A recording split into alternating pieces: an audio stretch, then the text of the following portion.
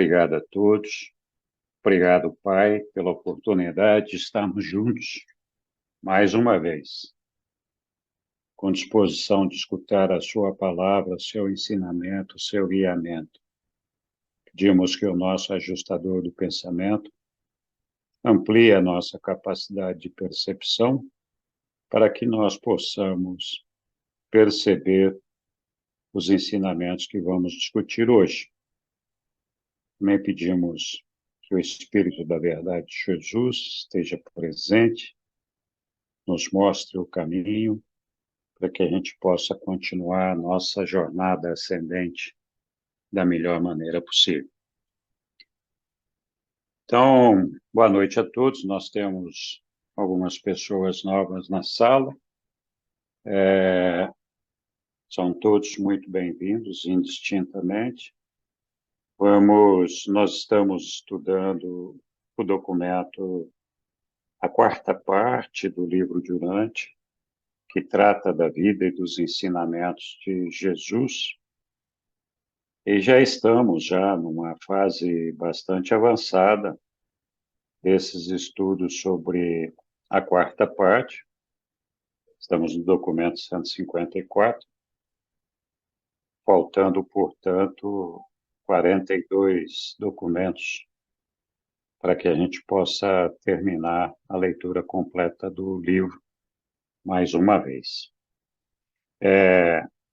Neste momento da vida de Jesus, nós estamos estudando a vida pública dele, os desafios que foram encontrados por Jesus, as dificuldades que ele teve que superar,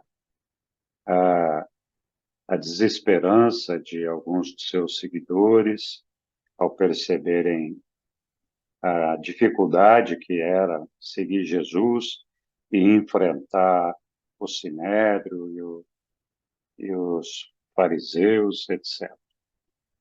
Então, nós estamos vivendo um momento bastante difícil de esvaziamento dos seguidores de Jesus, mas o aspecto mais importante é que esses seguidores que ficaram tinham maior fé, maior disposição para continuar trabalhando com Jesus.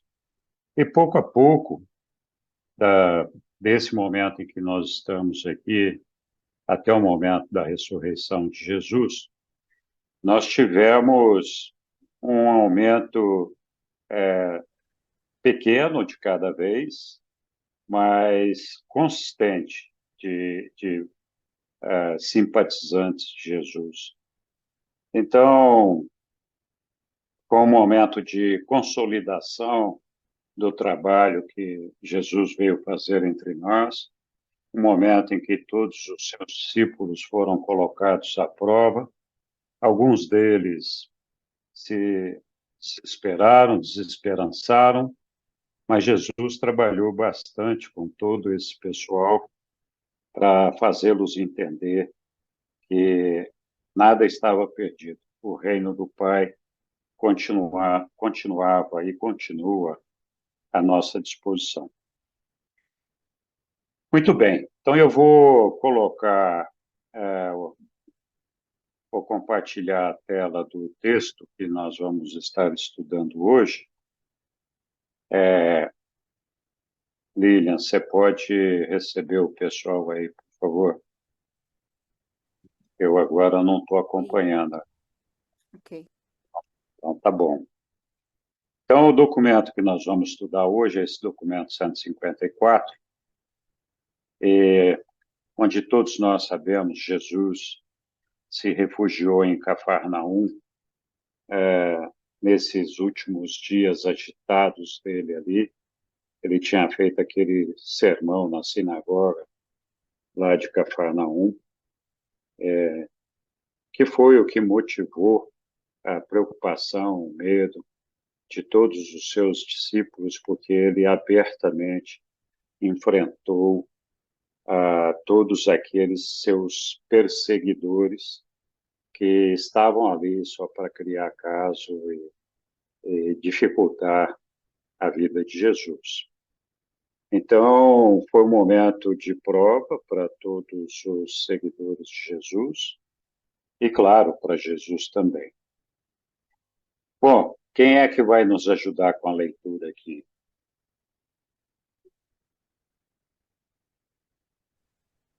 Posso virar fila? Claro, vamos lá, Angélica. Prazer ter você lendo. Vamos lá. Documento 154, os últimos dias em Cafarnaum. Na agitada noite de sábado, 30 de abril, enquanto Jesus proferia suas palavras de conforto e de encorajamento aos seus tristes e desnorteados discípulos, reuniu-se em Tiberíades com Herodes Antipas o conselho de um grupo de comissários especiais representando o Sinédrio de Jerusalém.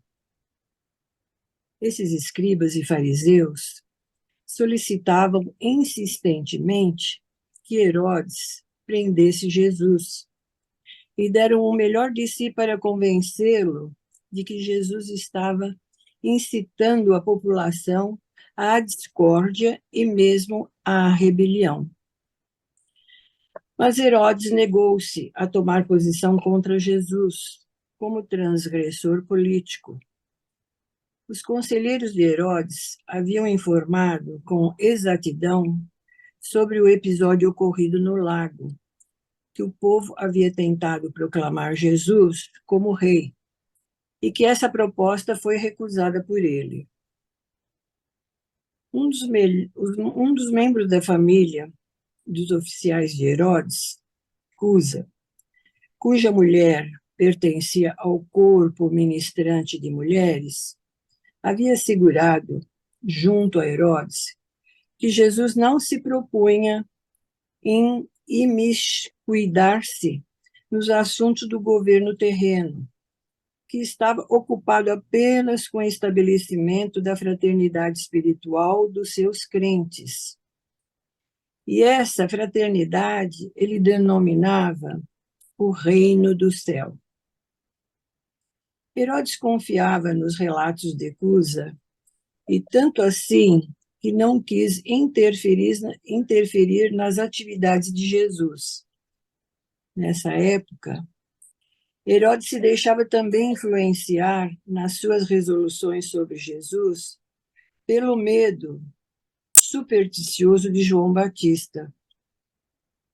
Herodes era um daqueles judeus apóstatas que, ao mesmo tempo em que em nada acreditava, a tudo temia. Tendo a consciência pesada por haver mandado executar João, não queria envolver-se nessas intrigas contra Jesus. Sabia de muitos casos de doença que, aparentemente, haviam sido curados por Jesus e o considerava mais como um profeta ou um fanático religioso relativamente inofensivo. Quando os judeus ameaçaram relatar a César que ele estava dando cobertura a um súdito traidor, Herodes expulsou-os da Câmara de Conselho. Assim, as questões acalmaram-se por uma semana, e durante esse tempo, Jesus preparou os seus seguidores para a dispersão iminente. Muito obrigado, Angélica. Muito bom. Um trechinho curto. Não sei se alguém quer fazer alguma observação a respeito, algum comentário.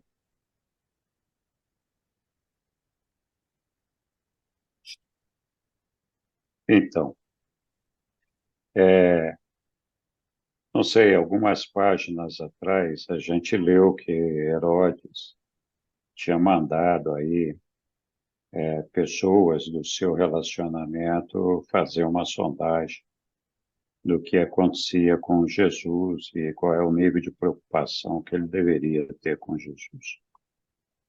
E aí está relatado o que aconteceu, E, na verdade, Herodes não se convenceu de que Jesus fosse uma ameaça política, apesar de reconhecer que ele tinha um impacto religioso sobre a população. Então, graças a isso, os fariseus não conseguiram convencer Herodes a ir atrás de Jesus. E tem um outro trechinho ali também, bastante interessante, que fala, como é que era? Deixei passar aqui.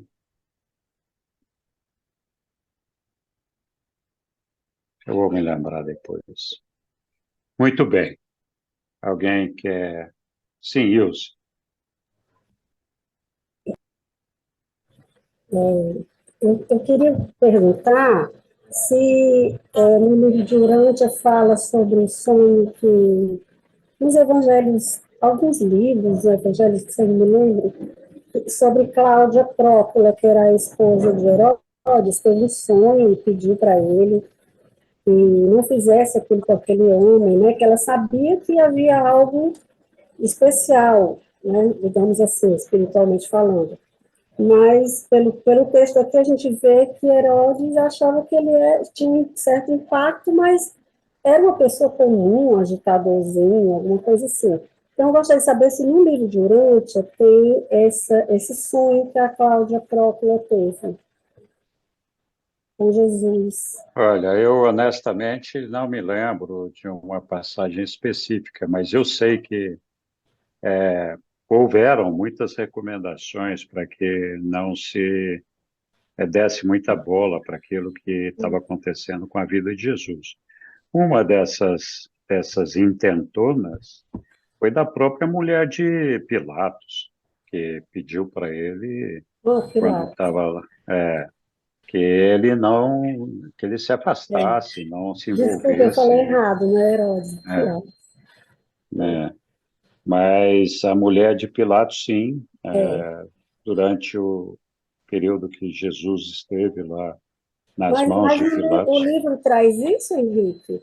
Traz essa traz. informação da Cláudia, que era a esposa de Pilatos? Eu não Ela me teve lembro o esse nome sonho. dela, mas Não, é eles Cláudia. falam. Eu tenho até um livro que já li até a biografia dela, né? Um autor aí antigo que escreveu sobre a vida dela. E ela teve esse sonho. Parece que ela teve um contato com Jesus pessoalmente. Parece, né? Tudo indica, nos evangelhos não trazem, enfim. Mas que ela É, teve esse sonho, né? Que ele não sim, ficasse a mão dele, né? Com aquela sim, morte. sim.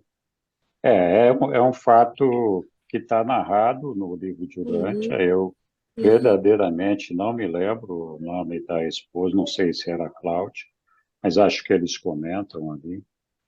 Só não gravei o nome. Mas sim, Obrigada. tem esse episódio, de nada. Foi a Ellen. Boa noite a todos, bom vê-los. É, por favor, põe o parágrafo 1 na tela. Sim, senhor. Parágrafo 1 sumiu aqui, espera um pouquinho só. É que eu abri ele fora da...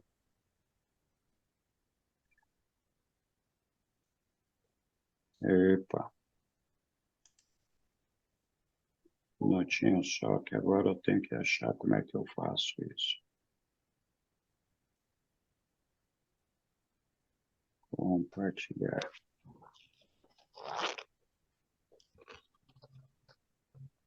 Mas, Henrique, Ué, não é comentado o sonho, né, dessa mulher. Parece que é comentado mesmo que ela é, foi a uma reunião, alguma coisa assim, só. Não sonho, né, como a colega aí disse. É, olha, eu não me lembro com detalhes o episódio, mas acho que ela fala mesmo de um sonho, tá? Fala. E, Sonho. Eu tenho e- o texto aqui é, até. Está no é, mas 185 e esse, 158. mas esse sonho não tem nada de celestial, É um negócio que é pessoal dela. Tá bom, obrigado. Pronto. Aélio, está na tela. Desculpe a demora, mas eu me atrapalhei aqui com o documento, já resolvi. Então tá Então, lá. eu vou me ater só ao que nós acabamos de ler, só o texto de hoje. Hum, O livro do Dante tem uma quantidade enorme de textos com revelações muito importantes, preciosas, mas eu vou me ater ao texto. Lá no que você postou ali na frente, eu vou destacar a última frase. Mas Herodes negou-se a tomar posição contra Jesus como transgressor político. E vou continuar. Os conselheiros de Herodes haviam informado com exatidão sobre o episódio ocorrido no lago, que o povo havia tentado proclamar Jesus como rei, e que essa proposta foi recusada por ele. Por que eu destaquei esse texto? Porque mesmo nos nossos dias, passados aí 2000 anos, na vinda de Jesus, estou arredondando os números, tem gente que quer transformar Jesus num líder político, quer transformar Jesus no presidente do Brasil e coisas do tipo. E esse texto, na verdade, me parece bastante contundente para quem faz esse tipo de proposta. Não tem nada a ver, é um absurdo. Mas, enfim, não sou eu que estou dizendo, o texto é muito contundente. No texto seguinte, no parágrafo 2, não só, deixa, eu vou lá ler, é só a fração que me interessa, que estava ocupado apenas com o estabelecimento da fraternidade espiritual dos seus crentes. Está correlacionado ao que eu disse há pouco, e era do conhecimento daqueles contemporâneos e conterrâneos de Jesus, só falta ficar claro para nós aqui, no conforto das nossas casas, 2000 anos antes, porque não há o que discutir, está muito claro, segundo o texto do livro de Urântia. Ainda nesse parágrafo, Herodes era um daqueles judeus apóstatas, que ao mesmo tempo que nada acreditava, a tudo temia. Parece muito com os políticos dos nossos tempos, não tem muita novidade, é apenas uma redundância, que, que não é novidade nada disso. Ainda sobre Herodes, em relação a Jesus, o considerava mais como um profeta ou um fanático religioso relativamente inofensivo.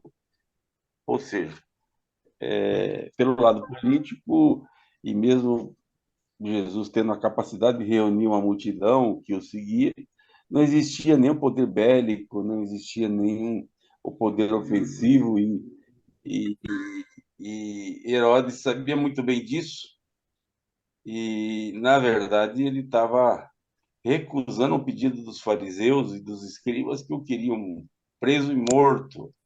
Ou seja, os motivos dos fariseus e dos escribas eram omitidos de verdade, não eram aqueles que eles anunciavam para Herodes, e Herodes não era bobo e sabia perfeitamente disso. E, por último, no 3, a última frase, a fração de frase, Jesus preparou seus seguidores para a dispersão iminente. Vale lembrar ou contextualizar que Jesus havia feito a multiplicação de pães e peixes para uma grande multidão, alimentados todos ainda com sobra. Ou seja, era um momento, em tese, para todo mundo estar feliz e exultante. E já em textos lidos aqui mesmo em semanas passadas, anteriores, ficou claro que Jesus já sabia, anteviu que este momento que está no documento 154 aconteceria, que eles teriam desdobramentos nocivos, que eles teriam problemas, ou seja, os apóstolos não entenderam como é que Jesus não capitalizou em favor da divindade dele, em favor do crescimento do grupo dele lá atrás, e agora está bem claro, todo mundo está triste, todo mundo está amedrontado, e eles cutucaram a onça com vara curta. É apenas um destaque, eu não vou seguir adiante, já falei mais do que queria. Obrigado. Muito obrigado, Aélio. Muito pertinente as suas observações. De fato, essa contextualização do que estava acontecendo nesse momento da vida de Jesus é extremamente importante. Jesus, quando assumiu a missão de vir realizar a sua 7ª auto-outorga em Urântia, o compromisso dele era de dedicar o trabalho dele à construção do reino dos céus aqui em Urântia, fazer a vontade do Pai dele. Em nenhum momento da vida dele, e isso é importante a gente entender, em nenhum momento da vida dele ele veio com propósitos políticos, sociais, econômicos, ou de qualquer outra natureza que não fosse o motivo espiritual. O problema é que trabalhar a espiritualidade, como Jesus pregava, no meio dos judeus que tinham toda essa religião arraigada, forte, e que era dominada aí pelos rabinos e aquele negócio todo. Na verdade, a espiritualidade, no caso do Sinédrio, se confundia com a política, porque eles eram religiosos e eram políticos também, né? E eles subjugavam o povo deles. Então, apesar de Jesus nunca ter cogitado a ideia de qualquer intervenção política ou de qualquer intervenção de outra natureza que não espiritual, nesse caso específico, isso era inevitável. Era inevitável não porque ele quisesse, mas porque contrariava os interesses desse pessoal todo que, como eu falei, subjugava o povo por meio da religião, né? E todos eles se davam muito bem, né? Então, era natural que eles não tivessem felizes com a presença de Jesus ali, com todos os pontos que Jesus tinha levantado sobre o reino dos céus. Muito obrigado, Aélio. Alguém quer fazer algum comentário adicional aí? Alguma dúvida? Henrique, eu passei para o computador, daí se você quiser me adicionar como Bom, co-host. adicionado. Eu vi que você tinha caído, mas Não. a minha memória está curta. Tudo bem. Muito bem. Então, se ninguém tem mais nenhuma questão, nada, vamos continuar com a nossa leitura aqui sobre essa passagem de Jesus aqui nesse período. Ok. Quem vai nos ajudar aqui em uma semana de recomendações? Posso fazer, Henrique? Vamos lá, Ivanil, por favor. Muito obrigado. Primeiro, uma semana de recomendações. De 1º de maio. De 1º a 7 de maio, Jesus manteve reuniões de aconselhamentos íntimos aos seguidores na casa de Zebedeu. Apenas os discípulos fiéis e de confiança foram admitidos nessas conferências.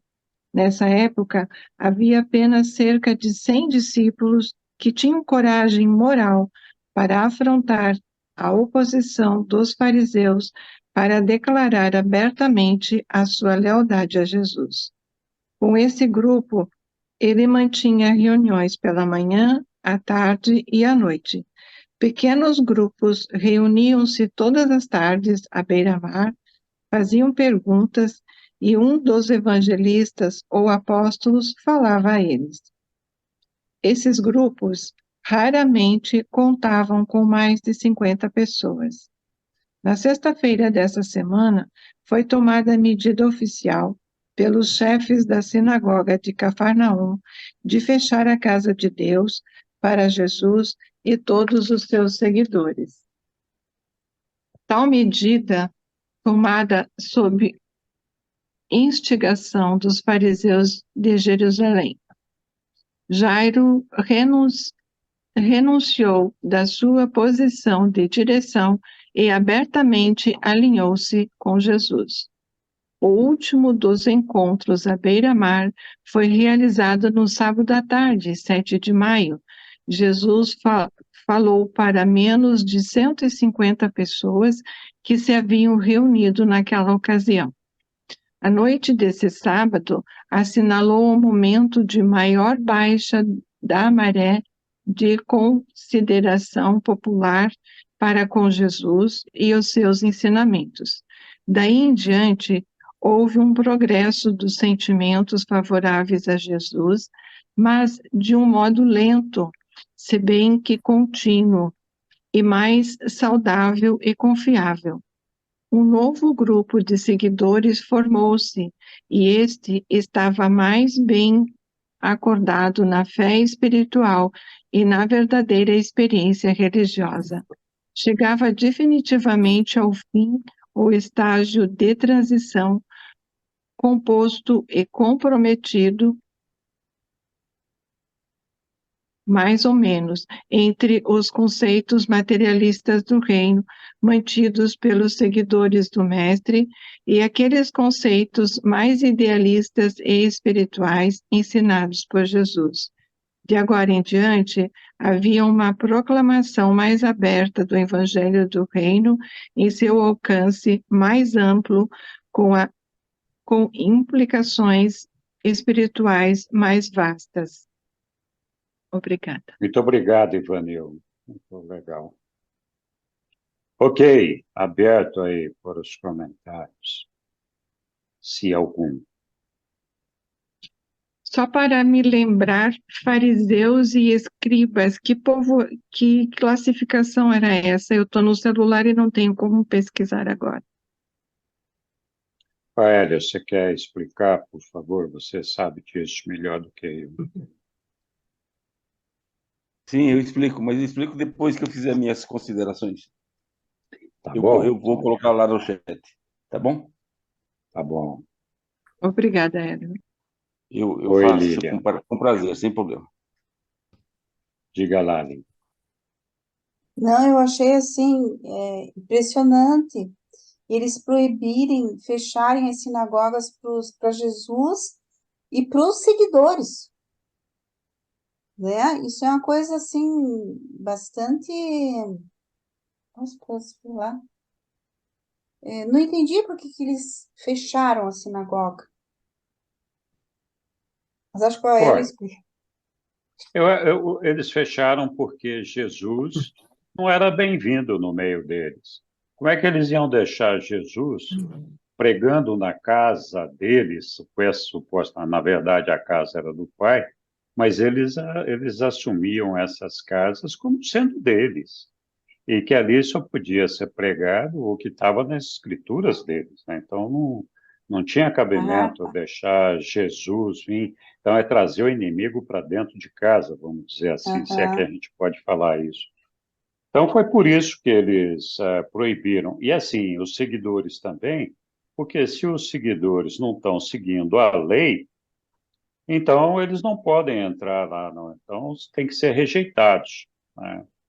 aham, Isso, não sei, eu não vejo paralelo nenhum com algumas religiões de hoje em dia, que falam, não, esse aqui não pode, aquele ali pode, esse daqui está condenado, aquele lá não. Então, assim, nós temos ainda hoje nas religiões essa segregação dos devotos, proibindo alguns de participarem, né? Como se eles tivessem deixado de ser filhos de Deus. aham, tá. Mas, bem notado, Lilian. Oi, Aélio, diga lá.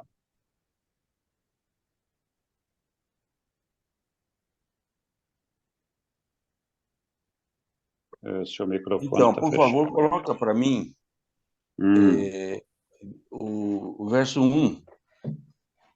sim, verso 1, está lá. Eu vou destacar uma fração do terceiro parágrafo, da terceira frase. Nessa época havia apenas cerca de 100 discípulos que tinham coragem moral para afrontar a oposição dos fariseus e para declarar abertamente a sua lealdade a Jesus. Também vou contextualizar dizendo que Jesus já tinha realizado muitas curas, Jesus já tinha feito alguns milagres, já tinha feito a transformação da água em vinho, já tinha um grupo de quase 700 pessoas, ele tinha curado uma vez só, enfim, chegou num ápice, num apogeu, e de repente a coisa caiu lá no dedão do pé. E é muito comum, muito fácil de entender. Não vou explicar, apenas destacar. O momento, como o Henrique já falou, era extremamente delicado para a obra missionária de Jesus que pretendia trazer o reino dos céus. O pessoal estava definitivamente com muito medo, medo civil. Vale lembrar que os sacerdotes e todo o sinédrio não tinha poder temporal. Eles tinham poder político, mas não tinham poder temporal. Eles dependiam dos romanos, que é quem tinha efetivamente a força das armas e que poderia impor prisões, impor castigos, impor mortes. Ou seja, eles não tinham a efetividade do dano.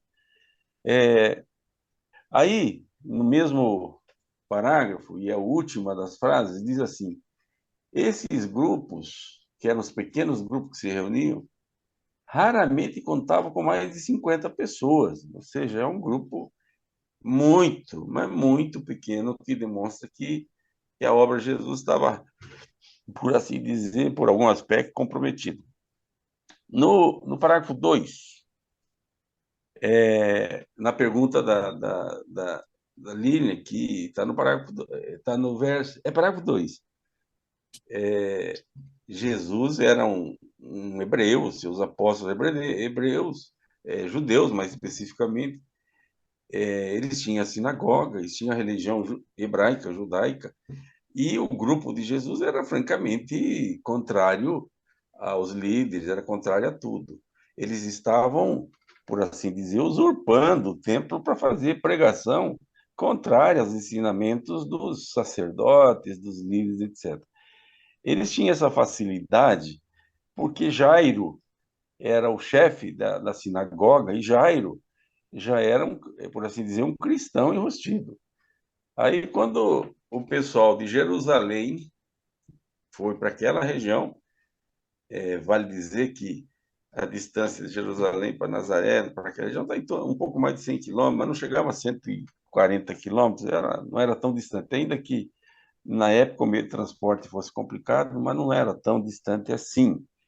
A turma foi lá por lei, dizer, poxa, estão entrando na nossa casa, no nosso templo, dentro da nossa fé, para questionar a nossa autoridade, para trazer uma doutrina distinta, contrária.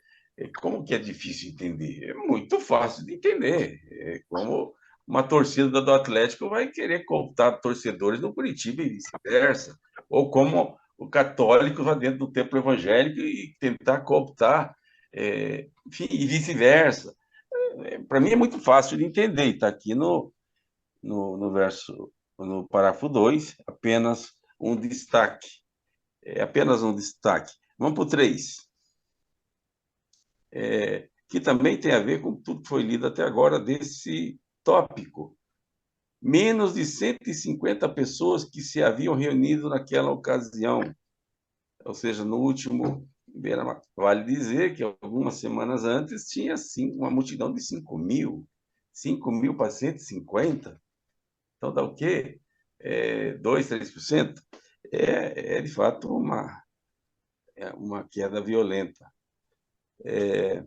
Ainda, continuando. Mas houve uma reação, está lá no parágrafo 3, uma reação naquele mesmo dia, que houve um restabelecimento da força das palavras, a força do evangelho, a força da atividade missionária. Ou seja, as pessoas idealistas, espirituais, perceberam que esse temor mundano, esse temor de morte, de ser preso, como a gente vive hoje aí com o STF, coisa do gênero, não fazia sentido.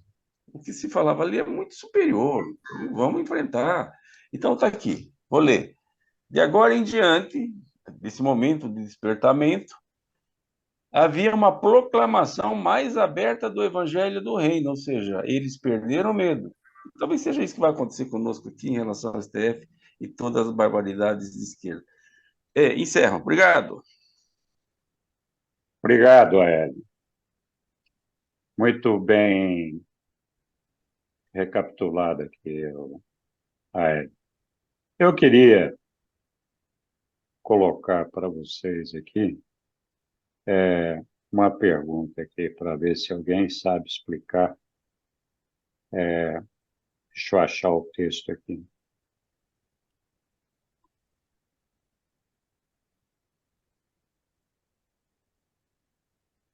Tem um lugar aqui que fala que alguns seguidores de Jesus tinham mais poder moral, mais força moral. Alguém sabe ao que está se referindo?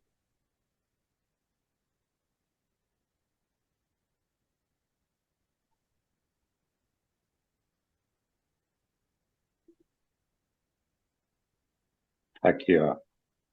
Nessa época, havia cerca de 100 discípulos que tinham coragem moral de afrontar a oposição dos fariseus para declarar abertamente a sua lealdade a Jesus.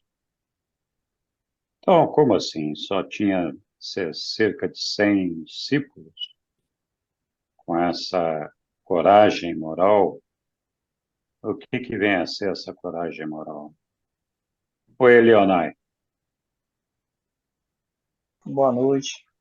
Só Boa queria fazer uma noite. observação do texto, lá no último parágrafo, Ah, antes de tá. Vamos lá. lá no finalzinho está escrito assim: daí em diante houve um progresso dos sentimentos favoráveis a Jesus, mas de um modo lento, se bem que contínuo e mais saudável e confiante. Se a gente se lembrar nos documentos anteriores, quando houve a multiplicação, Jesus alertou os discípulos sobre não se deixar levar por aquela situação de muitas pessoas ali, daquele sentimento que envolvia. E lá no documento 39, só para complementar esse pedaço, ele também diz assim, que a estagnação é a morte certa e o crescimento rápido em excesso é igualmente suicida. Só mesmo essa observação para complementar esse texto que eu falei agora no final. Muito obrigado, Eliana. Diga, Hélio.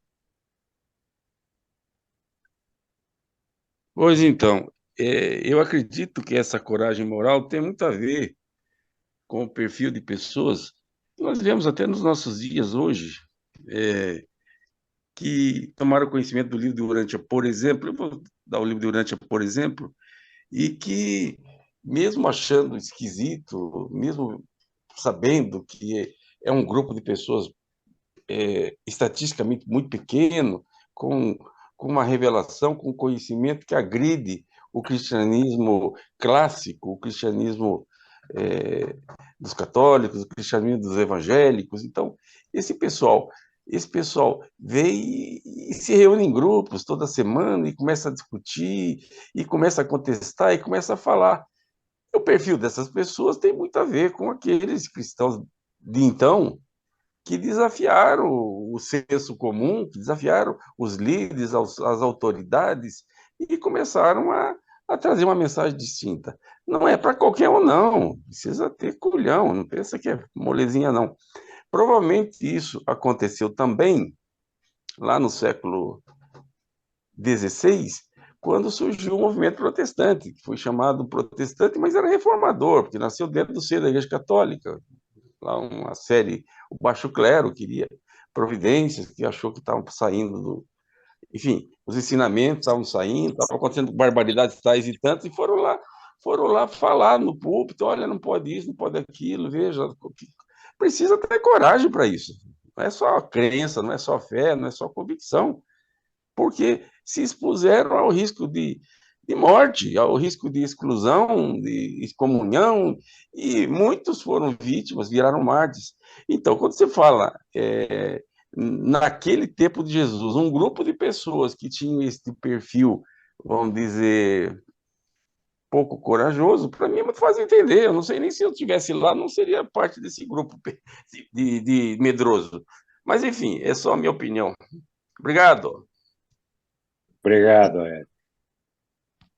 Eu acho que o paralelo aí é um paralelo bom.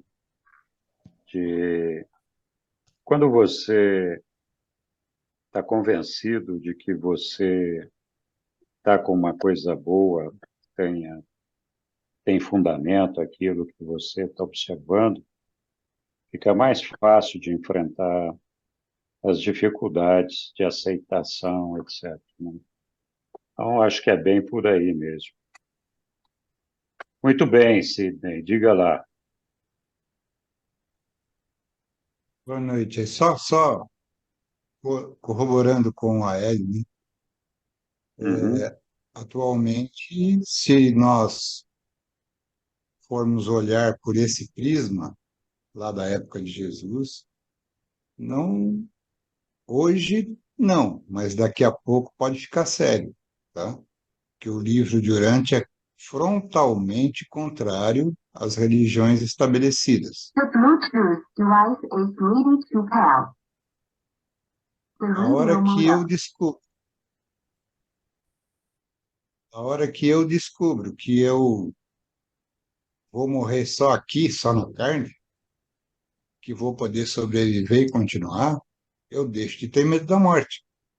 A hora que eu descobrir que eu não preciso de um padre para me intermediar perante o Pai, eu não preciso de padre, eu não preciso de instituições. Isso é um grande problema para eles, assim como foi lá para os sinagogas, para os fariseus, para os políticos daquela época. Seria hoje também. Não agora, neste momento, mas futuramente pode vir a ser, dependendo de como evoluir, né? As pessoas que acreditam no livro. Não, é só isso. Obrigado. Muito bom comentário. Obrigado, Sidney. Oi, Tony. Boa noite a todos. Prazer revê-los. Bem-vindo de volta aqui. Não, eu estou Boa sempre noite, aí. Tom. Eu estou É? sempre. Tá bom. Então, só corroborando com mais uma narrativa, né? Aquele tinha um cara na época de Jesus que era muito político, mas não compartilhar, totalmente oposto ao ensinamento de Jesus. Aí já não era coragem, né? Era uma outra coisa. Coragem para mim é de aquela de São Francisco. Reconhecer o meio. Fala, olha, eu não acredito mais em palavras e tomar um posicionamento. E não precisou se rebelar. Se rebelou em público, né? Porque ele saiu praticamente nu de casa. Mas foi uma coragem corajosa e mansa, né? Então, às vezes a coragem ela não precisa ser muito esbaforida. Basta um reconhecimento e uma decisão. Eu acho que é por aí também. Obrigado, viu? Muito obrigado, Tony. Muito legal. Oi, Yara. Estou aqui sentindo, pensando, né? Quando você faz a pergunta sobre a questão da coragem moral, o que é dentro de mim a coragem moral é a compreensão de que quando a gente tem princípios claros, estabelecidos, e tem ressonância, reconhecimento, né? No caso, assim, com, com Deus, com o Pai, e, sobretudo, essa ressonância que vai ficando clara das pessoas que vão seguindo Jesus, pessoas que vivem nessa, é, nesse modo de vida, eu acredito que a coragem moral vem daí. que não está necessariamente em confrontar, em enfrentar vaidosamente, a questão do poder não é a preponderante, mas é um modo de viver que compreende os princípios que ali Jesus estava apresentando como reino, né? E que respeitam o semelhante e tem um segmento nas suas atitudes que diz disso. Isso, para mim, dá força moral. São pessoas mais pacificadoras, que estão mais em paz com as próprias atitudes, independente das injustiças, né? E que lutam pelos seus princípios e interesses no sentido de se colocarem, né? Então, eles não vão sendo manada. Isso, para mim, é força moral. Agora, eu acho que aqueles fariseus, eles eram muito vaidosos, né? Para rejeitar Jesus da forma assim como o texto traz aí, eu compreendo, né, que de repente é muito fácil a gente ter uma rejeição a tudo aquilo que liga o nosso sistema de ameaça, principalmente pessoas que estão numa condição, né, de conhecimento político e com posições na sociedade naquela época, mas é muita vaidade, né? É muita vaidade. Se a gente pensar bem, e se a gente puder olhar para as nossas vaidades, quando está sendo colocado aqui a questão do reino, né? O que que é o reino entre nós? O que que é o reino naquela época que Jesus já estava trazendo? Então, eu que estou, assim, buscando mais expansão de consciência, eu fico com essa pergunta em aberto, né? O que que é o reino internalizado no meu modo de viver, no meu modo de sentir a minha totalidade e olhar para essa totalidade que a gente também quer ver, né, nas pessoas. Muito bom, Iara. Muito obrigado. Algum outro comentário?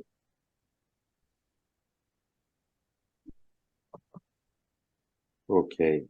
Queria saber onde que Então está a vamos. Sueli, Sim. não a vi. Desculpem, eu devia ter falado antes. Ela não vai participar hoje. Minha casa já está cheia de netos. E ela está cuidando dos netos e dos filhos, então não vai dar. Vamos. Também estou sentindo falta dela aqui, mas vamos lá. Ok. Precisamos de alguém para nos ajudar aí com a sequência da leitura aqui. Nós vamos ler agora o item 2, que fala de uma semana de descanso. Nem tudo era só trabalho. Vamos lá. Quem é que vai ler? Posso ler para você? Claro, diga lá. Obrigado, Sidney. Uma semana de descanso. No domingo, 8 de maio, no ano 29 depois de Cristo, em Jerusalém, o Sinédrio aprovou um decreto fechando todas as sinagogas na Palestina para Jesus e os seus seguidores. Esta foi uma nova usurpação da autoridade e sem precedentes da parte do Sinédrio de Jerusalém. Até então, cada sinagoga havia existido e funcionado como uma congregação independente de adoradores, ficando sob a direção e chefia da sua própria junta de governantes. Apenas as sinagogas de Jerusalém tinham estado sujeitas à autoridade do Sinédrio. Essa ação sumária do Sinédrio foi seguida pela renúncia de 5 dos seus membros. 100 mensageiros foram imediatamente despachados para transmitir e para impor esse decreto. Dentro do curto prazo de 2 semanas, todas as sinagogas na Palestina haviam se dobrado a essa manifestação do Sinédrio, exceto a sinagoga de Hebrom. Os chefes da sinagoga de Hebrom recusaram-se a reconhecer o direito do sinédrio de exercer tal jurisdição sobre a sua assembleia.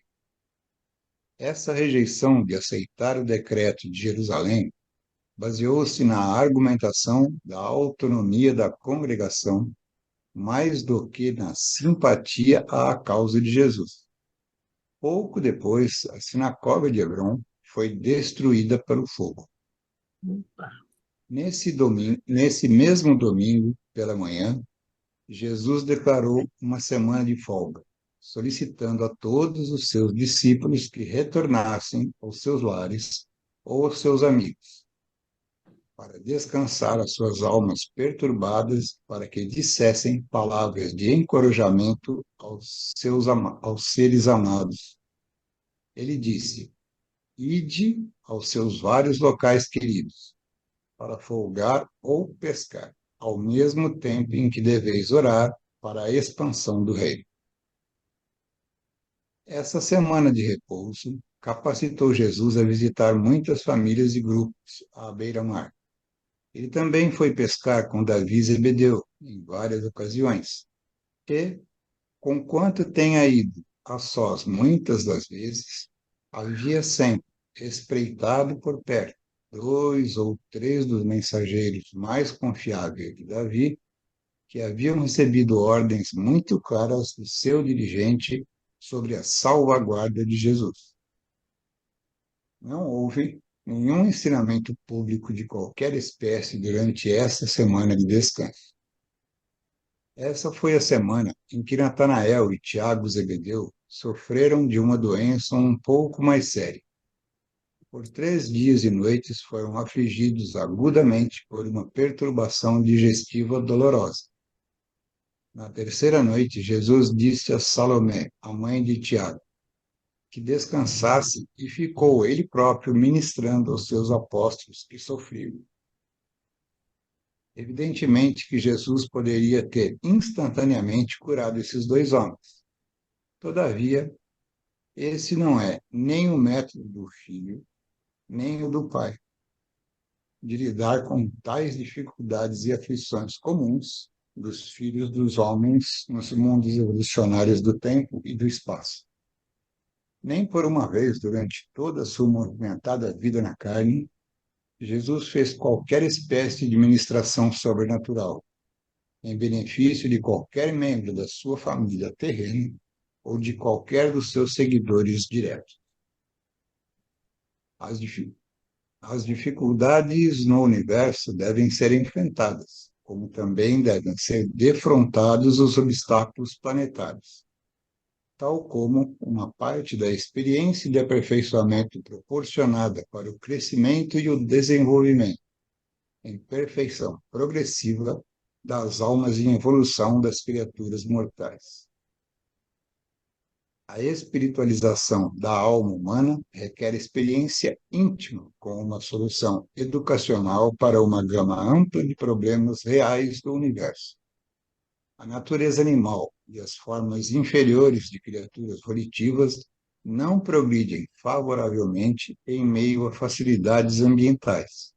As situações problemáticas, combinadas com estímulos à ação, conspiram para produzir as atividades da mente, da alma e do espírito, que contribuem poderosamente para a realização de metas valiosas para o progresso mortal e para que se atinjam níveis mais elevados no destino espiritual.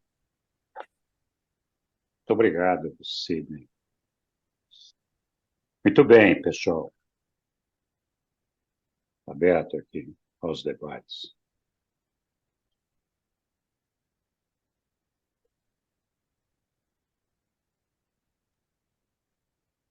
O texto ficou longo, né? Todo mundo fica meio perdido. Então, a primeira coisa que chama a atenção nesse documento aqui é a ideia de Jesus de que todos eles devessem descansar. Dar uma semana de folga, dar uma relaxada, visitar os parentes. e recobrar um pouco da força perdida nos últimos dias em função dos acontecimentos que tinham tido. A segunda coisa que chama bastante a atenção aqui, por que que eu estou falando do descanso? Porque tem muita gente que acha que não. Tem que trabalhar direto, tem que estar todo dia. De vez em quando é preciso dar uma descansada, uma relaxada. Mas sim, a gente deve dedicar bastante esforço com relação à divulgação do reino de Deus. A outra coisa que chama atenção aqui foi o aspecto do Sinédrio mandar fechar todas as sinagogas numa ingerência danada, que como o próprio texto diz aqui,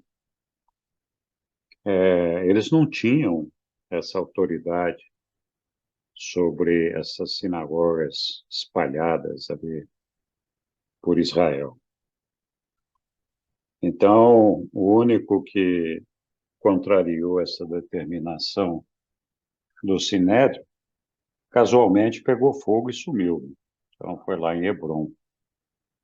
Então, isso mostra um pouco da força política religiosa que o Sinédrio exercia sobre os judeus.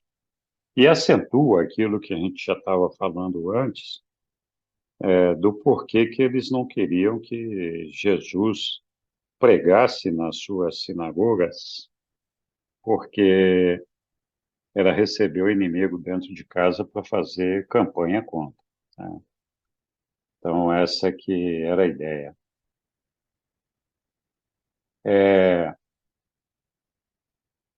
Bom, não sei se mais alguém quer fazer algum comentário aí.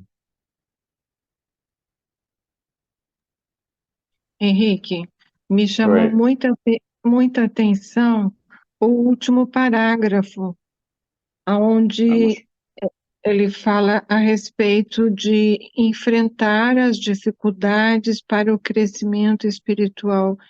Me veio um milhão de perguntas e eu não sei se eu entendi direito esse parágrafo. Ele é muito lindo, muito complexo, muito verdadeiro. Ele me tocou profundamente. Por exemplo, a natureza animal e as formas inferiores de criaturas volitivas não progridem favoravelmente em meio a facilidades ambientais. Nossa, que profundo isso! E a gente É, criou um hábito de reclamar de tudo, e os problemas e as doenças, na verdade, são momentos para que a gente se questione, né? Onde eu estou errando, como eu posso melhorar o que eu estou vivendo. Me veio, assim, a minha mente fervilhou de perguntas e respostas, e gostaria que você falasse mais sobre esse parágrafo, porque ele tem muitas informações aqui. é Obrigada. verdade, é verdade, você tem toda a razão. De fato, os reveladores, eles sempre dizem que é responsabilidade nossa atuar para nós nos salvarmos a nós mesmos e ajudarmos o cosmos a evoluir, a crescer e se desenvolver espiritualmente. Nós estivemos falando a respeito do cosmos naquela, acho que não foi aqui nessa sala, foi lá na Escola Urântia, quando eu falei do livro de Urântia no século XXI. Então, assim, nós somos parte de um organismo vivo, né? Esse organismo vivo é formado por múltiplas células e elementos físicos do qual nós fazemos parte, né? Então, a gente não pode achar que a gente fala, não, eu já decidi fazer a vontade de Deus e Deus pode me usar do jeito que quiser para fazer o trabalho por mim. Não, eu já me entreguei para Deus, Deus vai resolver o problema. Curiosamente, a respeito desse assunto, eu estava ouvindo o padre René Kivitz, o padre não, o pastor René Kivitz, que foi expulso recentemente da congregação dele. Não sei se alguém de vocês conhece, ele é um profundo orador, grande orador. E ele estava contando uma história que eu acho que se aplica bem aqui no nosso caso. Ele ganhou um dinheirinho, tá? O pastor ganhou um dinheirinho, foi lá, comprou um sítiozinho, era um mato só, tudo abandonado e tal. Aí ele foi lá uma semana, fez uma cerquinha, na outra semana fez uma casinha, na outra fez um poço, na outra colocou as galinhas, e assim foi indo. Até que o sítio ficou uma belezura. Aí tinha um vizinho dele que sabia que ele era pastor, e para alegrar ele, veio conversar com ele e disse assim: Nossa, pastor, o senhor e Deus fizeram um grande trabalho nessa recuperação, nesse trabalho do sítio, né? O pastor olhou para ele e falou assim: Olha, você não tem nem ideia de como era isso aqui quando Deus tomava conta disso sozinho. Então, isso serve de reflexão para todos nós. Nosso Pai, ele nos ajuda o tempo todo. Ele está lá disponível para nos dar força, coragem, sabedoria, iluminar o nosso caminho. Mas ele não vai fazer as tarefas que nós temos que fazer. Ele já faz, colocando o ajustador do pensamento na nossa mente, tentando nos dirigir até ele, propiciando toda essa hóstia de seres, Micael, Jesus, Espírito da Verdade, Ministra Divina, anjos serafins e todo esse negócio. Mas nós temos que botar a mão na massa. Não adianta a gente achar que a gente entrega a nossa alma, nosso coração a Deus e ele vai fazer o nosso trabalho. Ele não vai, né? Então, esse é um ponto importante, porque muitas vezes nós achamos que não é responsabilidade nossa, não é atribuição nossa, né? Então, o desenvolvimento desse organismo vivo, que é o cosmos, do qual nós temos que ser uma parte íntegra desse desenvolvimento, depende do nosso trabalho, da nossa função, para ele se desenvolver corretamente. Se a gente for um câncer nesse organismo, ou a gente vai matar o organismo, ou a gente vai ser expulso dele, não tem o que fazer. Eu acho que a gente não vai conseguir matar esse organismo, porque nós estamos falando de Deus.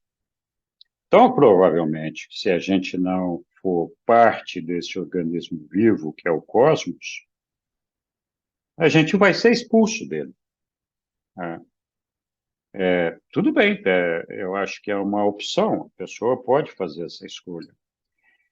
Mas os reveladores nos dizem aí que se a gente não tiver desafios, não tiver lutas, não tiver dificuldades para superar, a gente não cresce, né? O corpo mole na moleza de deixar tudo acontecer, deixar tudo andar.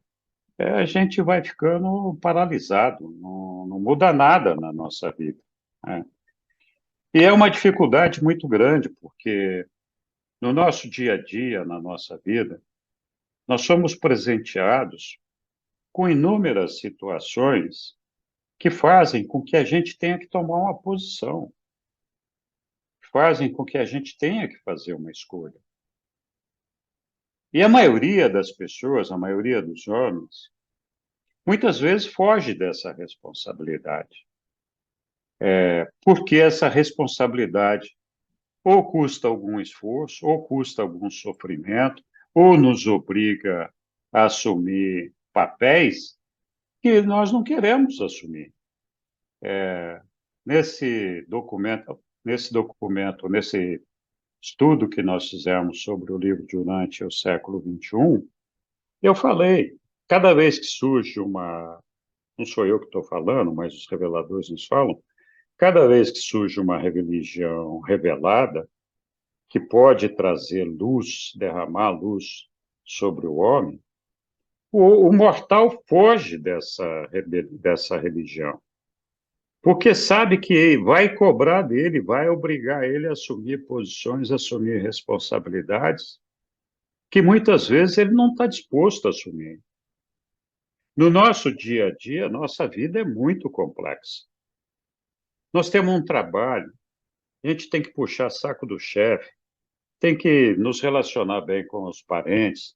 Às vezes a gente usa dos colegas de trabalho para se autopromover.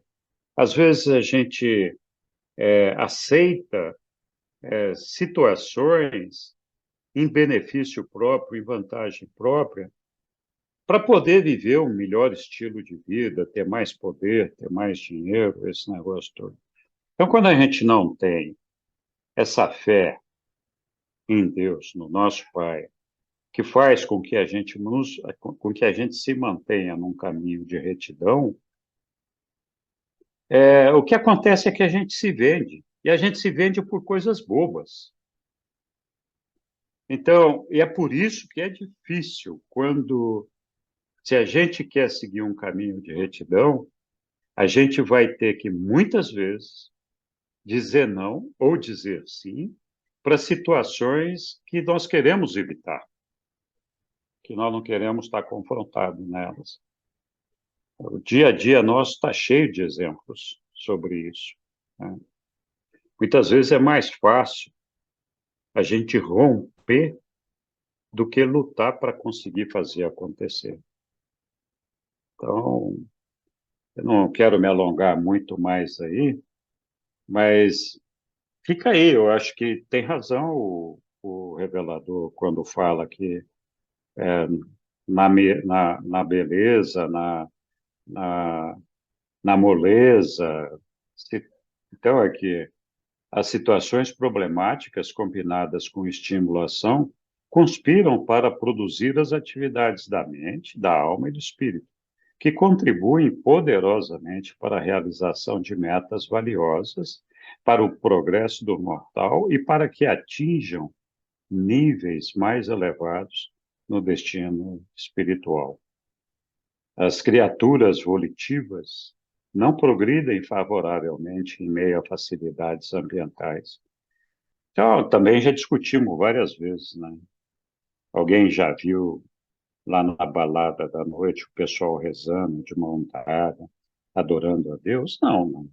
Mas vai lá na UTI do hospital, tá cheio de gente adorando a Deus ali, e pedindo um milagre, pedindo isso e pedindo aquilo. Então, infelizmente, o ser humano, ele reage quando ele tem dificuldade, quando ele tem que se sacrificar de alguma forma, reconhecer a existência do Pai. E, infelizmente, a nossa memória muitas vezes é curta, né? Passado aquele sufoco que a gente está ali, a gente volta a levar a vida que a gente acha que é a vida boa para todos nós, né?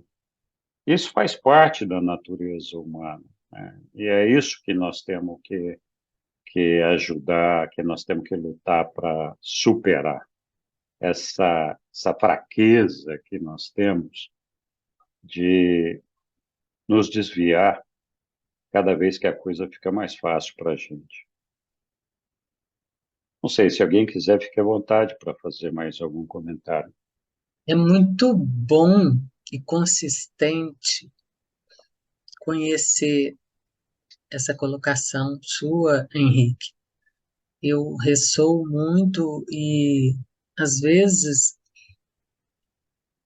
quando falo, pode, às vezes, parecer que eu tenho uma impressão diferente, mas eu tenho consciência de que é um caminho árduo, né?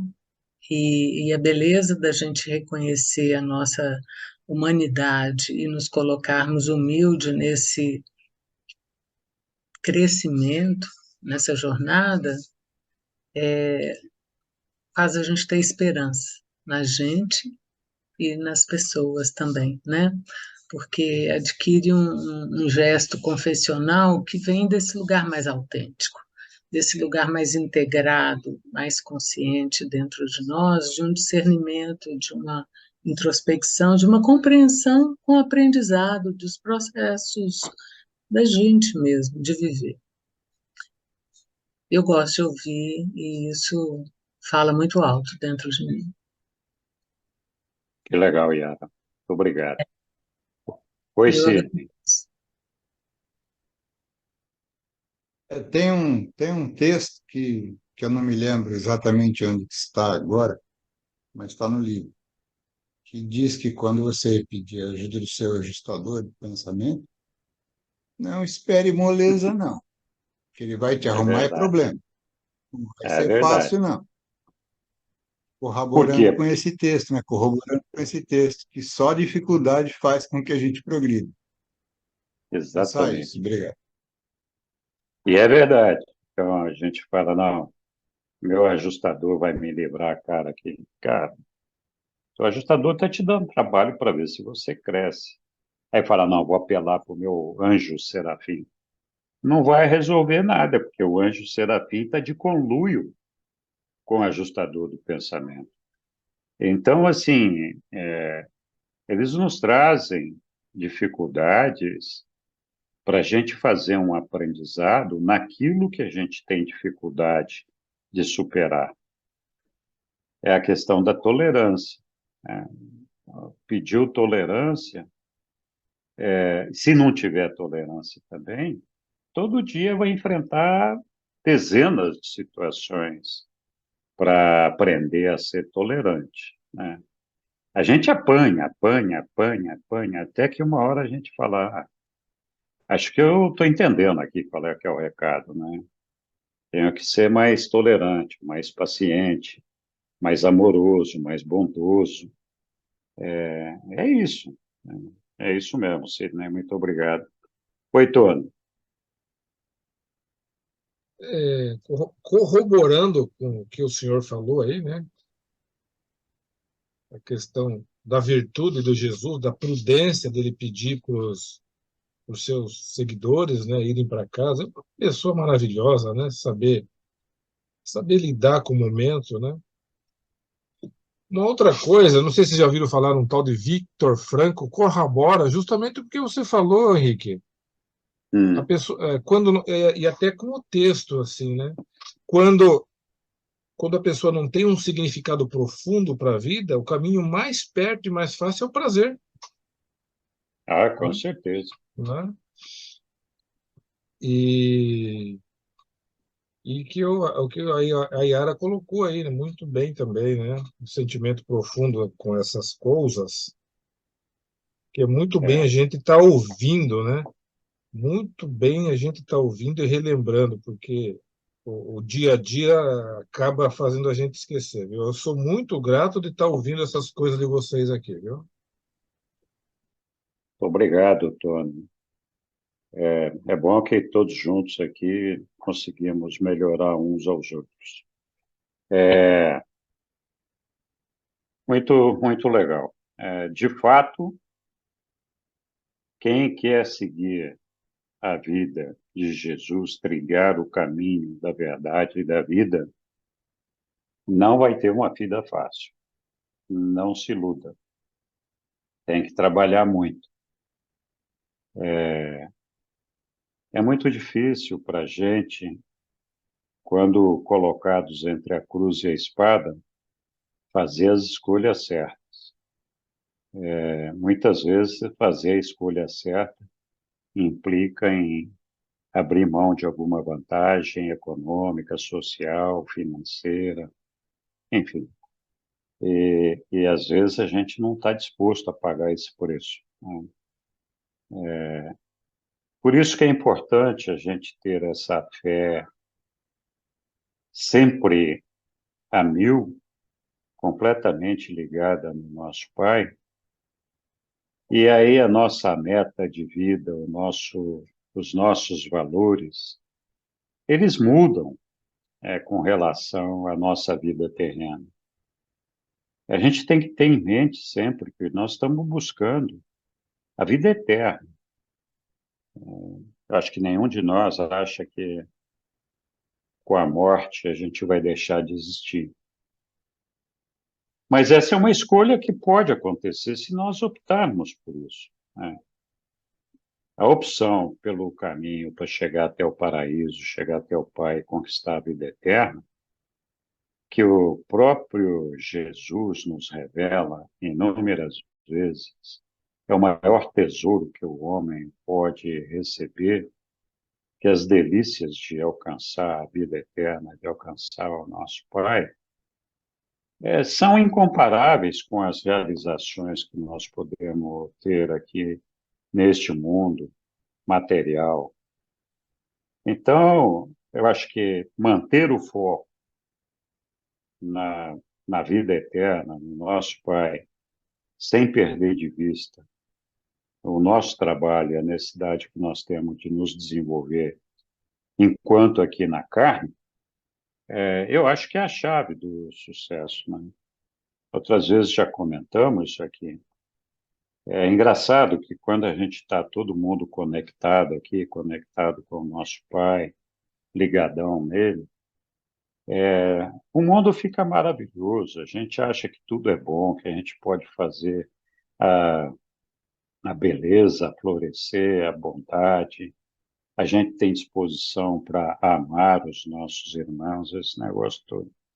Pois saiu do grupinho, saiu dessa conexão com o nosso Pai, a gente começa a mostrar os nossos instintos animais com alguma frequência, né? Perdendo a paciência, se irritando facilmente, às vezes distratando as pessoas. É o dia a dia nosso, né? Por isso que muitas vezes eu digo, olha, a chave é a gente se manter conectado com o nosso Pai. Enquanto nós estamos conectados com Ele, a gente faz muito pouca bobagem. Com a nossa fonte, né, Henrique?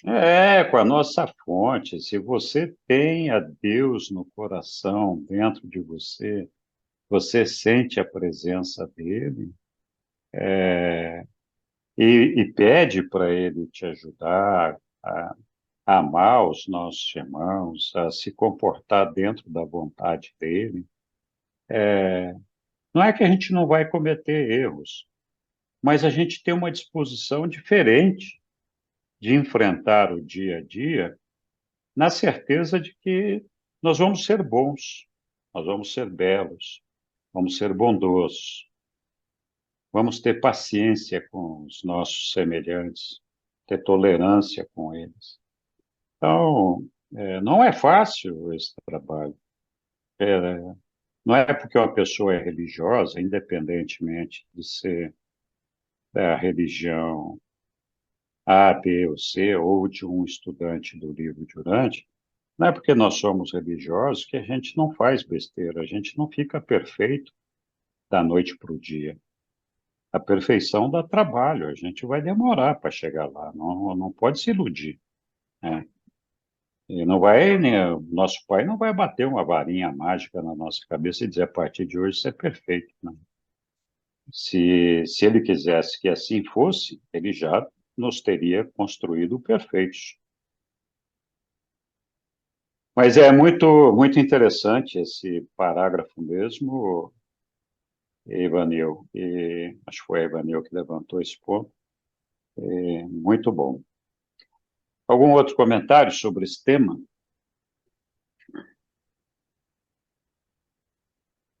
Okidoki. Então, vamos lá continuar. Alguém vai nos brindar com suas habilidades para fazer a leitura dessa segunda conferência em Tiberíades. Quem se anima? Pode ser eu? Eu posso. Quem que Tá falou? bom. Tem a Ilza e a Maria Oliveira, qualquer Não, uma pode das falar, duas. Maria. Maria pode falar. Pode? Tá bom, Pode sim. pode. Vocês estão me ouvindo bem? Sim. Muito bem, maravilha. Ok. Obrigado, mãe. A segunda conferência em Tiberíades. Aos 16 de maio foi realizada a segunda conferência em Tiberíades, entre as autoridades de Jerusalém e Herodes Antipas. Presentes estiveram os líderes religiosos e políticos de Jerusalém. Os líderes judeus puderam reportar a Herodes que praticamente todas as sinagogas da Galileia e igualmente da Judéia estavam fechadas para os ensinamentos de Jesus. E um novo esforço foi feito para que Herodes colocasse Jesus na prisão, mas ele negou-se a atender esse pedido. Aos 18 de maio, contudo, Herodes concordou com o plano de permitir às autoridades do Sinédrio que capturassem Jesus e que o levassem a Jerusalém para ser julgado sob acusações religiosas, desde que o governador romano da Judéia estivesse de acordo com esse arranjo. Nesse meio tempo, os inimigos de Jesus espalhavam industriosamente por toda a Galileia o rumor de que Herodes havia se tornado hostil a Jesus e que iria exterminar todos aqueles que acreditassem nos ensinamentos dele. No sábado à noite, 21 de maio, chegou a Tiberíades a notícia de que as autoridades civis em Jerusalém não opunham objeção ao acordo entre Herodes e os fariseus, de que Jesus fosse apreendido e levado a Jerusalém para julgamento diante do Sinédrio, sob acusações de escarnecer das leis sagradas da nação judaica. E assim, pouco antes da meia-noite desse dia, Herodes assinou o decreto que autorizava os oficiais do Sinédrio a prender Jesus, nos domínios de Herodes, e levá-lo à força a Jerusalém para julgamento. Uma forte pressão de muitos lados foi exercida sobre Herodes, antes que ele desse a permissão. E bem sabia ele que Jesus não podia esperar um julgamento justo diante dos seus inimigos implacáveis em Jerusalém. Muito obrigado, Maria. De nada, imagina. Então, quem vai se animar aqui? Coisa estava ficando feia para o lado de Jesus, né? Diga lá, Cid. Está explicado aí a folga que ele deu, né? Jesus tinha uma presciência, né? Como o próprio livro já disse isso. Ele mais ou menos estava sabendo que viria. Por isso que ele deu a folga, para que o problema ia complicar. O negócio ia apertar para o lado não só dele, como de todos os seus discípulos. Eles tinham que Era só isso fugir mesmo. mesmo. Eles tinham que fugir. Jesus já tinha antecipado que eles iam ter que se dissipar e todo esse negócio. Então, é uma situação aqui que a gente vê aqueles seguidores corajosos, moralmente corajosos de Jesus, né? Porque todos os discípulos de Jesus que seguiam a Jesus tomaram conhecimento dessas coisas, né? E você fala, não, estou andando com um homem aqui, mas estou com a minha cabeça prêmio aqui, né? Eu vou arriscar, né? É complicado, né? Diga lá, Roberto. Eu não entendo, se alguém puder me ajudar, por que essa agressividade com Jesus, né? A ponto ele falando de amor, falando de Deus e tanta violência. Eu não entendo. Talvez os ensinamentos dele fossem tirar o poder de muitas pessoas, muitos poderes temporais. Mas isso que a gente acabou de ler, de mandar prender, proibir de falar, eu acho que eu não entendo por que tanta violência, por que tanta oposição ao nosso Senhor Jesus Cristo.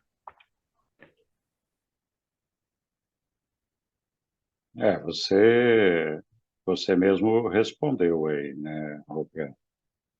A oposição era a perda de poder, a perda de relevância. Esse pessoal, de uma maneira geral, não estava encantado com o reino dos céus. Pelo contrário, eles se sentiam ameaçados de perder o poder, esse negócio todo. E a gente vê isso nos dias de hoje, né? Essa luta, né, pelo poder, pela... Então, assim, ninguém quer abrir mão, ninguém quer ceder. E a qualquer preço, principalmente se eu não despertei espiritualmente, não acordei, não me toquei com as pregações de Jesus, não tenho nenhuma razão para ficar defendendo ele. Só aqueles corajosos que seguiam a Jesus, que estavam apaixonados por ele, que poderiam ter essa coragem de amorosamente conviver com o mestre ali. Realmente, você tem razão, é uma coisa triste, muito triste, que a humanidade se comporte dessa forma.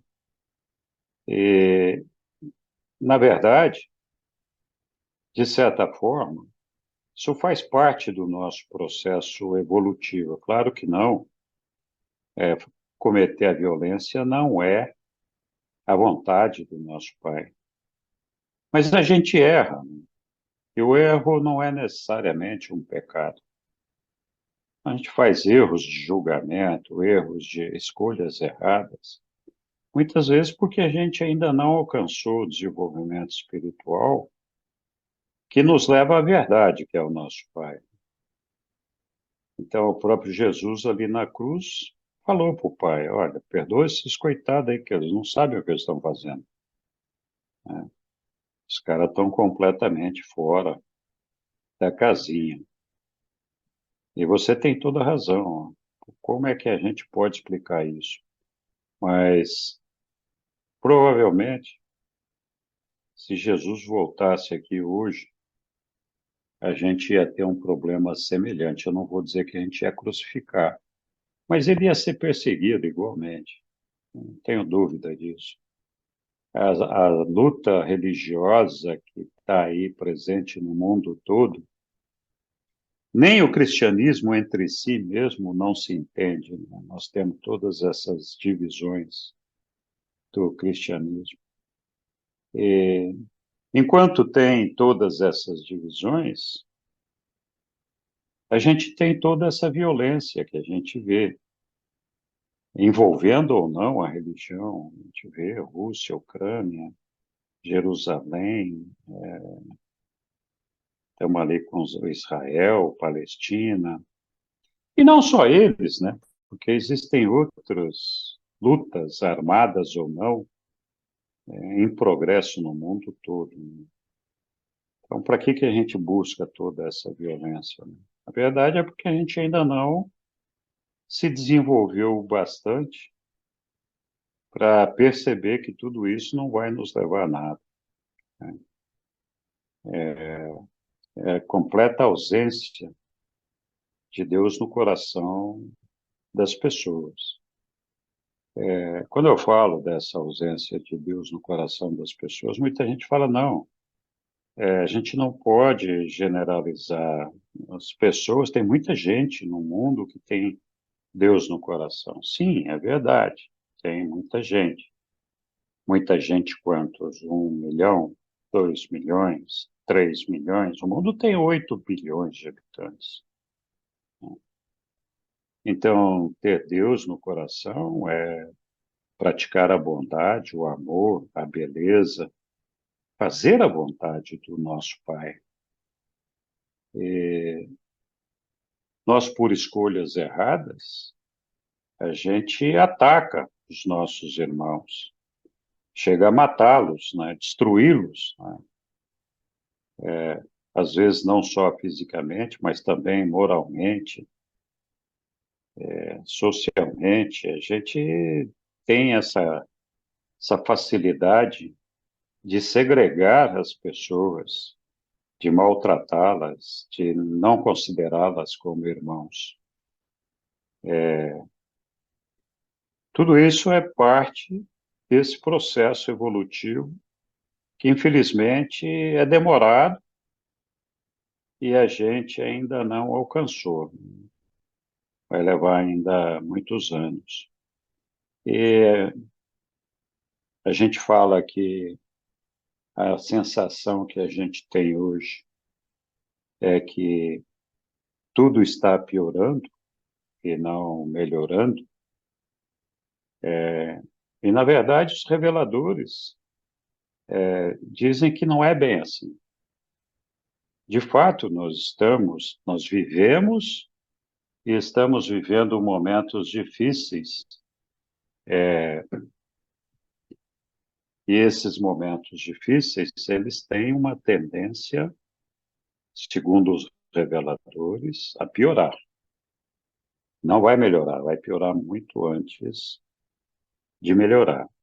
Mas os próprios reveladores dizem que esse é um processo necessário para que a gente possa fazer o nosso aprendizado e buscar uma alternativa diferente daquelas que nós praticamos hoje.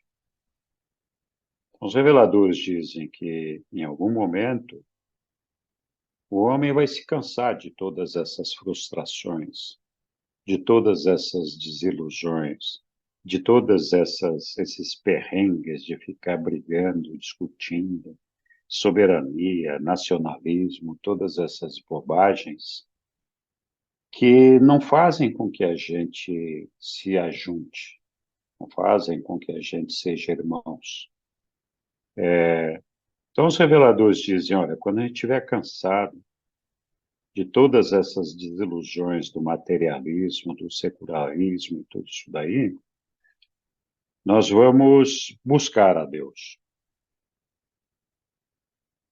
Esse é a receita dos reveladores. Olha, vai chegar um momento, passado esse momento que nós estamos vivendo, que eu não sei quanto tempo vai durar, pode durar 1 ano, pode durar 500, não sabemos. Mas o homem vai se desiludir a tal ponto que vai buscar a Deus. E os reveladores nos dizem que é para esse momento que o livro de Urântia foi publicado, foi trazido para a nossa humanidade, que é para uma era à frente dessa que nós estamos vivendo. E que o livro só foi publicado com antecedência para que nós pudéssemos, aqueles que têm alguma iluminação, pudessem estudar o livro e se preparar para ajudar os nossos irmãos nesse momento em que eles se encontrarem desesperançados, com fome e sede de Deus, para a gente ajudá-los a conectar a Deus. Então, infelizmente, é parte do nosso processo de evolução, né? Existe algumas vezes a gente vê comentar que o nosso mundo é diferente, que aqui a gente sofre mais que em outros lugares. Não é verdade isso. A gente tem desafios importantes aqui, mas nós não temos como saber qual é que é o mundo habitado que tem maior dificuldade, maior sofrimento.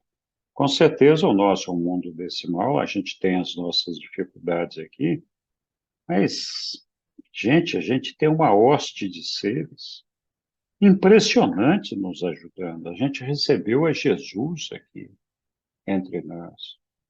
O caminho dele, como ele mesmo disse, eu sou o caminho, a verdade e a vida, é transparente. Qualquer pessoa que estuda a vida de Jesus percebe as verdades que ele nos coloca e pode vislumbrar o tesouro com o qual ele nos acena num futuro à frente nossa.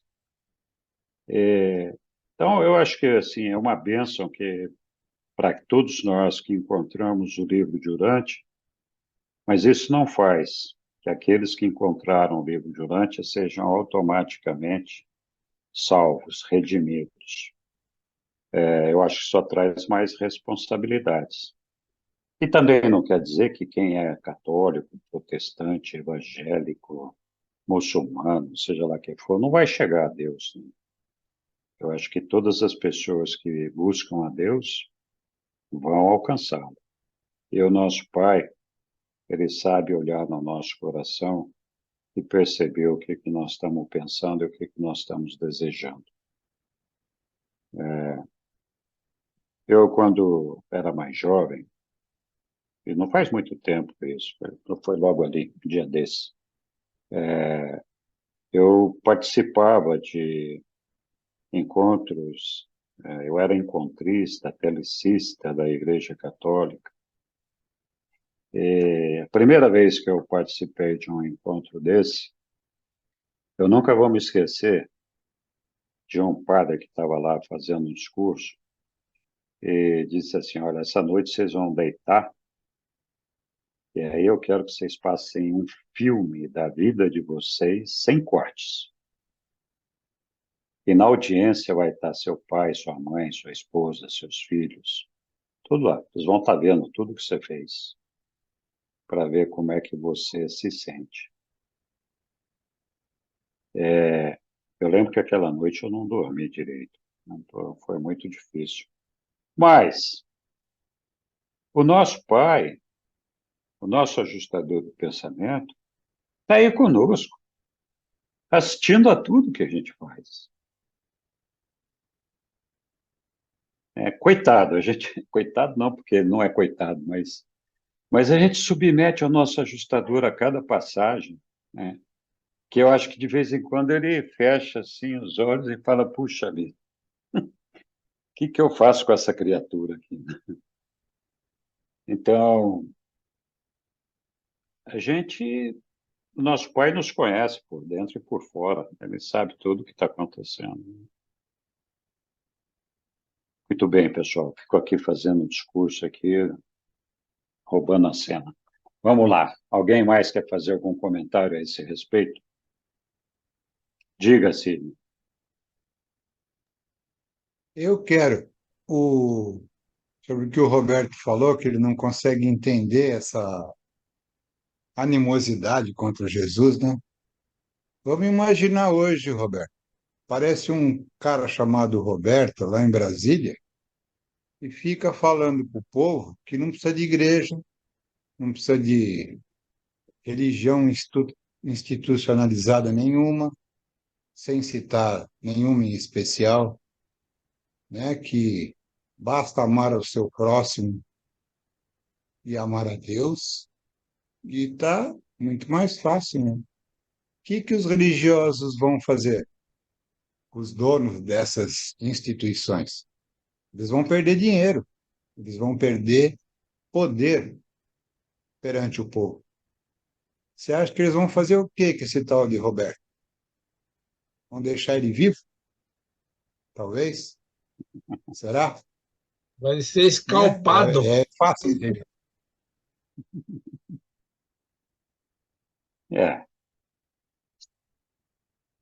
Tempos.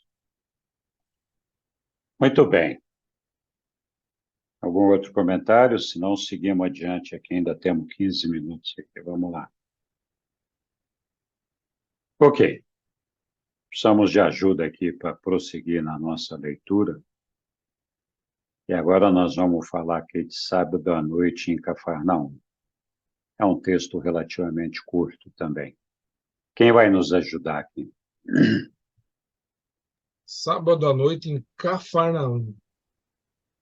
Nesse Obrigado, mesmo Paulo. sábado à noite em Cafarnaum, um grupo de 50 cidadãos importantes reuniram-se na sinagoga para discutir sobre a questão momentosa: o que faremos com Jesus?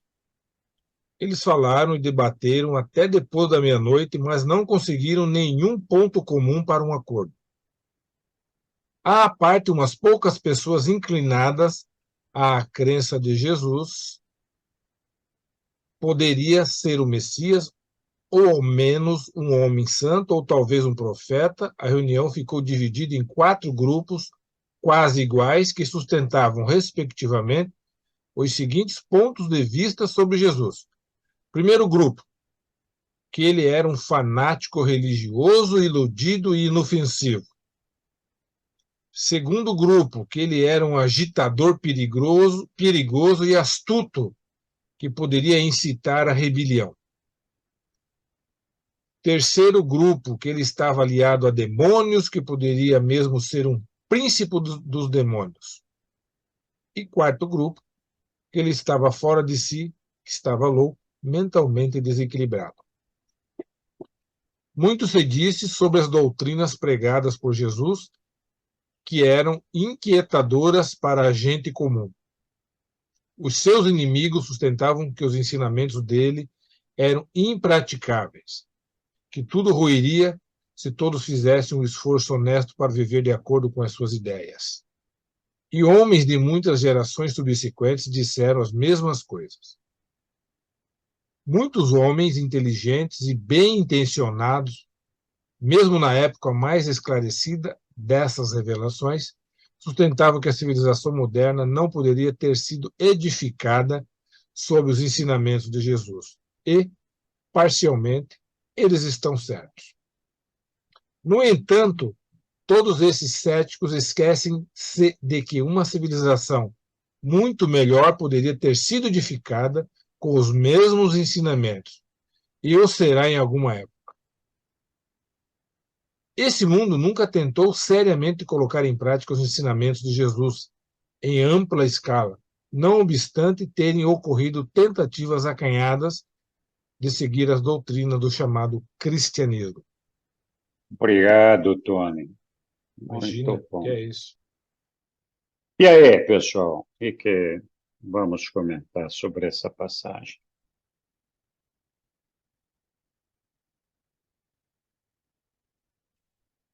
Bom, você vê que entre... Sim, Lilian. Não, só comentar que realmente o ensinamento de Jesus não foi colocado em prática, né, como deveria ser. É interessante eles falarem que a nossa civilização não teria sido construída. Realmente não. Seria totalmente diferente. Seria uma civilização de amor, né? Ela teria uma evolução, com certeza, mas seria tudo feito na base do amor, do perdão, da compreensão. Seria maravilhosa. Mas, né, agora nós, com a vinda do... E outras tentativas já foram feitas hoje. Eu vi um filme que saiu, que é desse ano, um filme muito interessante.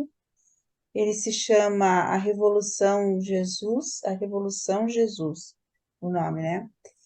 E foi o despertar dos hippies, que os hippies, eles queriam o amor, né? Que eles queriam um mundo de amor, eles estavam decepcionados com as guerras, com tudo. E eles foram atrás, infelizmente, daquilo que a gente conhecia dos hippies, né? Mas teve um grupo que ele começou um despertar e achou o amor de Jesus, achou no Evangelho o amor de Jesus e se propôs a viver esse amor. E esse movimento continua até hoje. Ele foi encampado por um pastor. Quem quiser assistir o filme se chama Revolução Jesus, e é muito bonito e assim é emocionante até, sabe? E esse movimento ele continua até hoje. Como que um pastor ele viu ali que aquelas pessoas precisavam de ajuda, os hippies, né? Precisavam sair das drogas, ali estavam se perdendo e queriam encontrar Jesus e encontraram, muito lindo. Então, uma parte dessas pessoas, né? Então, quando nós começarmos a viver mesmo esse amor que Jesus nos ensinou, nós vamos ter uma nova civilização. Com certeza. Talvez nenhum de nós vá ver esse momento Mas, independente disso, cada um de nós pode se salvar e deixar 2 ou 3 tijolinhos plantados aí para a nossa era de luz e Assim, vida, né? é verdade. E outra coisa, o filme está no HBO, tá? Para quem, né, quem assina, e no Prime. Então, só porque Oba, ele não está ainda no YouTube, né? é, às vezes não está lá. Mas se está no HBO e no Prime, dá para ver, né? Tem muita gente que É, tem. é. Tá bom, eu depois vou dar uma olhada para ver se eu acho. Deve ser interessante. O que mais, pessoal? É complexo essa questão de nos salvar a nós mesmos, né? Mas quando você fala do livro ser uma possibilidade e trazer mesmo no concreto essa possibilidade, a gente se preparar para novos tempos, mais condição de ajudar-nos e ajudar aqueles que se abrirem, né? Porque a gente pode se abrir, mas a gente também pode se fechar diante dos momentos difíceis que a gente ainda vai passar. Então, a gente passa por uma aparente situação de dor, né, que acaba sendo dolorido, que é de pensar assim, puta merda, como eu sou egoísta de querer me salvar primeiro. Mas como esse processo de nos salvar e assumir essa responsabilidade e ter esse aprendizado, viver esse processo, nos tornará capaz de ajudar a facilitar o processo daqueles que quiserem fazer o mesmo, É isso mesmo. sem entregar uma solução pronta, né? É, não A ser existe, né? companhia, a ser companhia. É, muito bom, Yara. Vocês viram aí nesse documento que nem os inimigos de Jesus ou aqueles que se reuniram para discutir sobre ele não chegaram num acordo, né, sobre o que Jesus representava, uma ameaça real, política, ele era um louco, era um religioso fanático, o que ele era, né? O grupo ficou dividido ali, ninguém chegou num acordo, né? Porque desse grupo, na verdade, ninguém ali, ou aparentemente ninguém, tinha assimilado nada dos ensinamentos dele, né? Senão iam fazer um quinto grupo aí dizendo, não, esse cara aí ele é Deus, né? Nós temos que seguir o cara, a gente sabe o que ele está falando, né? Mas, enfim, diga Sidney. Eu só queria atrapalhar a vida da Yara um pouquinho. Eu penso ao contrário. Eu penso que no processo de salvar o outro, eu me salvo. É exatamente o contrário. Quando eu me esforço para ajudar o outro, sem saber e sem perceber, eu estou fazendo por mim. É só isso. É verdade. Eu É concordo com bem, você, viu, Sidney? Mas não acho que é o contrário do que eu estou dizendo, não. Eu acho que é também isso que você está dizendo. É no encontro, né? É no reconhecimento que é com o outro, que é nesse sentimento fraterno, que a gente expande, que a gente se salva mutuamente. E tem momentos que a gente se salva e que é da nossa responsabilidade, é um processo mais individual mesmo. Mas foi bom, mas não. É bom te ouvir também. muito bom. Pessoal, alguns recadinhos aqui. Hoje eu, um pouquinho antes de iniciar o nosso estudo aqui, pedido do Sidney, postei lá aquela palestra que foi feita do livro de Urântia no século XXI, no grupo presencial e no grupo da escola. Então, quem não teve oportunidade de ver, tem agora essa possibilidade. Está lá gravadinho, assim como todas as outras aulas que foram ministradas dentro da Escola Orante. Que, aliás, a última aula deste ano na Escola Orante vai acontecer na próxima quarta-feira, que é a segunda aula do Neemias, que ele vai estar falando sobre a infância, adolescência de Jesus, né? Tá na fase de 13, 14 anos. Então, um documento bastante legal, que acontece muita coisa na vida de Jesus, e que nos ajuda a compreender bastante a figura de Jesus, a pessoa de Jesus, né? Do nosso lado aqui, nós vamos ter ainda a reunião a semana que vem, na segunda-feira. Se Deus quiser, eu vou estar aqui com vocês. Provavelmente a Sueli não, porque a gente vai estar cada dia com mais parentes aqui na minha casa. Então vai ser difícil, mas eu ainda vou estar aqui com vocês na segunda-feira. E aí nós vamos fazer um recesso de mais ou menos 30 dias, né? Então vamos ter mais ou menos 4 semanas, 4 ou 5 semanas aí de descanso. Jesus foi mais breve, deu uma semana só para os apóstolos. A gente vai ter 4 ou 5. Mas eu vou estar à disposição, né? E se alguém precisar de alguma coisa, quiser trocar ideia, tiver dúvidas, quiser fazer algum estudo, a gente vai tentar fazer junto, não tem problema nenhum. Então, estão todos convidados para a próxima segunda-feira, todos convidados para a aula de quarta-feira. E vamos lá, boa semana para todos vocês. Foi uma bênção ter todos vocês conosco aqui hoje.